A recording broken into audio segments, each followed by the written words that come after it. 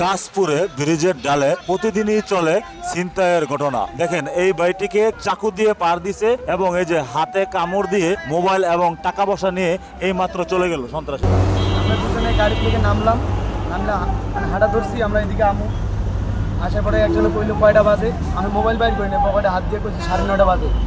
আমরা আইতেছি আমাদের মতো, এরা পিছনে ধাওয়া ধরছে, এরা দুজন ধরছে, আমার দুজন ধরছে।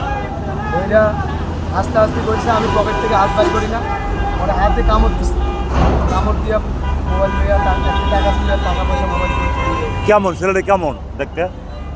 লম্বা আছে, এটা লম্বা, চারজন আরেকজন আসছিল, 5 জন, মোট 5 জন।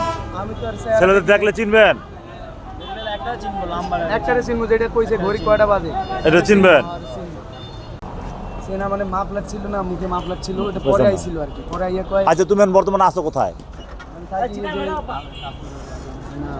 বড়ই বাড়ি, যে নোয়াপুর বড়ই বাড়ি, হ্যাঁ বড়ই বাড়ি মোস্তফার বাড়িতে।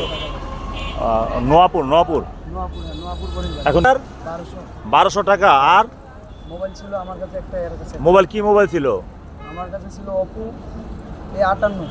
Oppo 58 এর দাম কত বর্তমান মার্কেট প্রাইস? মার্কেট প্রাইস আমি আরো 1 বছর আগে, মানে 1 বছর হয় না, 9 মাস আগে লইছিলাম 24,000 টাকা।